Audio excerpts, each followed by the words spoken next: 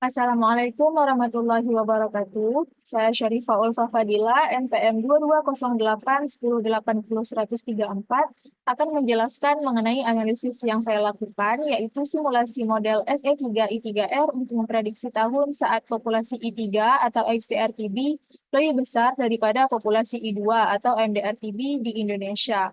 Adapun analisis ini dilakukan untuk memenuhi tugas ujian akhir semester mata kuliah Kapita Selekta. Adapun kerangka isi laporan yang saya buat terdiri dari 5, yaitu pendahuluan, model matematika yang digunakan, data dan parameter, metodologi simulasi, dan juga hasil simulasi. Selanjutnya adalah pendahuluan. Tuberkulosis atau TB merupakan penyakit menular yang disebabkan oleh Mycobacterium tuberculosis atau MTB. TB merupakan penyebab kematian terbesar di negara-negara berkembang seperti Indonesia. Di Indonesia, TB berada di posisi ketiga untuk jumlah kasus tertinggi di seluruh dunia dan merupakan penyebab kematian nomor 4 terbanyak di Indonesia. Dari jumlah kasus TB, terdapat 2 varian TB yang sangat berbahaya dan sulit untuk ditangani, yaitu MDR-TB atau Multi-Drug Resistant Tuberculosis, yaitu I2, dan juga XDR-TB atau Extensively Drug Resistant Tuberculosis, yaitu I3. Dua varian ini merupakan varian TB di mana orang-orang yang terkena dua varian ini sudah terinfeksi TB aktif dan juga dapat menularkannya ke orang lain. Adapun orang-orang yang termasuk ke dalam kelompok I2 ataupun varian TB MDR-TB merupakan varian TB yang sudah kebal terhadap dua obat utama TB dan sulit untuk diobati, membutuhkan pengobatan yang lebih kompleks dan juga dapat terjadi efek samping. Untuk varian TB yang XDR-TB merupakan varian TB yang lebih resisten atau lebih kebal lagi daripada varian TB yang MDR-TB. Adapun orang-orang yang termasuk ke dalam kelompok I2 dan I3 merupakan perkembangan dari infeksi laten ataupun bisa jadi juga konversi resistensi dari infeksi sebelumnya, misalnya dari I1 ataupun dari I2. Adapun tujuan dari analisis ini yaitu untuk menentukan tahun kapan terjadi pertama kali populasi I3 lebih besar daripada populasi I2. Adapun untuk mendapatkan tahun tersebut dilakukan simulasi model SE3I3R untuk mensimulasikan penyebaran TB di Indonesia. Pada analisis ini juga dilakukan beberapa tingkat pemulihan, juga digunakan beberapa tingkat pemulihan atau recovery rate untuk dianalisis perbedaan dampaknya terhadap dinamika infeksi TB di Indonesia. Model matematika yang digunakan pada analisis ini adalah SE3I3R yang merupakan perluasan dari model SEIR klasik. Model SE3I3R membagi populasi menjadi 8 kompartemen, yaitu yang pertama kompartemen S yang terdiri dari kelompok populasi rentan, lalu ada juga kompartemen E yang berisi kelompok populasi yang sudah terinfeksi TB namun belum ada tanda-tandanya dan juga belum bisa menularkannya ke orang lain. Lalu ada juga kompartemen I, di mana orang-orang yang termasuk ke dalam kelompok tersebut sudah terinfeksi TB aktif dan juga dapat menularkannya ke orang lain. Lalu ada juga kompartemen R, yaitu kelompok individu yang sudah sembuh. Adapun kompartemen E dan I dibagi menjadi 3, yaitu E1, E2, E3, dan juga I1, I2, dan juga I3, di mana semakin tinggi tingkatnya, maka semakin sulit infeksi TB tersebut untuk disembuhkan. Selanjutnya, untuk transisi antar kompartemen diatur oleh parameter infeksi, konversi resistansi, pengobatan, dan juga relapse, seperti laju terinfeksi dari S ke E, tingkat penularan dari E ke I, tingkat perkembangan dari IN menjadi I pada tingkat selanjutnya, tingkat keberhasilan pengobatan dari I ke R, tingkat kambuh dari R menjadi I, tingkat pemulihan dari E menjadi R, tingkat kekebalan yang hilang dari R ke S, dan juga tingkat kelahiran dan kematian alami.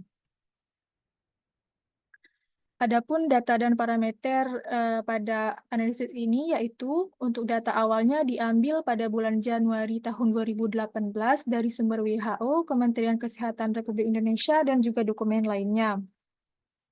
Adapun Adapun data awalnya dapat dilihat di tabel 1, di mana terdapat jumlah populasi untuk setiap kompartemen, yaitu pada kompartemen S, E1, E2, E3, I1, I2, I3, dan juga R. Dan periode simulasi dilakukan untuk 156 bulan, di mana data awal itu diperbanyak sehingga didapatkan data untuk 156 bulan atau 13 tahun dari Januari 2018 sampai Desember 2030.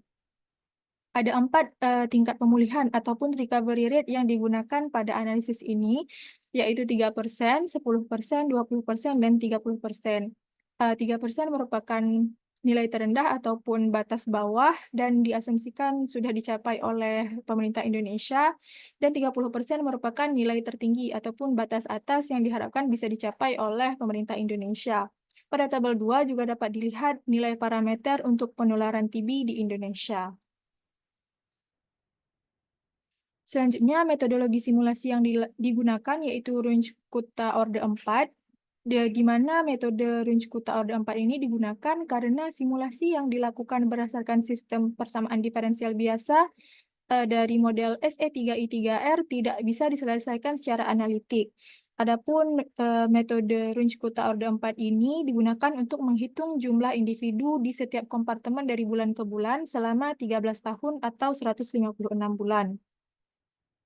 Adapun langkah-langkah untuk melakukan simulasi metode Runge-Kutta Orde 4 adalah yang pertama menyusun persamaan matematika atau ODE sebagaimana yang telah tertulis di jurnal referensi, di mana persamaan matematika ini menggambarkan perubahan individu dari suatu kompartemen ke kompartemen lainnya, misalnya dari terinfeksi menjadi sembuh dan lain sebagainya. Selanjutnya, memasukkan data awal populasi dan nilai-nilai parameter sebagaimana yang telah saya jelaskan sebelumnya. Selanjutnya, model dijalankan dari bulan ke-0, yaitu Januari 2018, sampai bulan ke-156, yaitu Desember tahun 2030, untuk melihat bagaimana jumlah orang di setiap kelompok berubah seiring dengan berjalannya waktu. Selanjutnya, memantau dan juga membandingkan nilai populasi I2 dan nilai populasi I3 di setiap bulan, lalu menentukan titik waktu ataupun tahun saat jumlah penderita XDR-TB lebih besar daripada jumlah penderita MDR-TB. Adapun hasil analisis dapat dilihat yang pertama yaitu grafik jumlah individu hasil simulasi model SE3I3R untuk semua kompartemen. Dari grafik tersebut dapat dilihat bahwa untuk semua recovery rate, semua tingkat pemulihan atau untuk semua recovery rate dapat menurunkan jumlah individu yang terinfeksi, baik terinfeksi laten maupun terinfeksi aktif, yang dapat dilihat pada grafik kompartemen E1, E2, E3, dan I1, I2, I3. Lalu di grafik kompartemen S juga dapat dilihat bahwa semakin tinggi recovery rate-nya, maka orang-orang yang rentan itu juga semakin banyak. Dan pada grafik kompartemen R dapat dilihat bahwa semakin tinggi recovery rate-nya, maka jumlah individu yang sembuh juga semakin tinggi.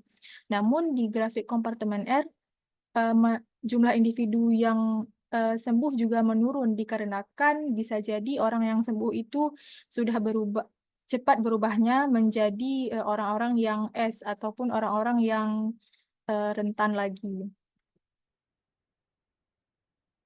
Selanjutnya, hasil yang kedua yaitu grafik perbandingan jumlah individu kompartemen I1 dan I3 untuk seluruh bulan berdasarkan recovery rate. Dari kedua grafik tersebut dapat dilihat bahwa jumlah individu di kompartemen I2 dan I3 menurun seiring berjalannya waktu. Namun, jumlah individu di kompartemen I menurun lebih cepat dibandingkan I3. Hal ini dapat disimpulkan bahwa tingkat pemulihan itu lebih efektif dalam menekan jumlah individu di kompartemen I2.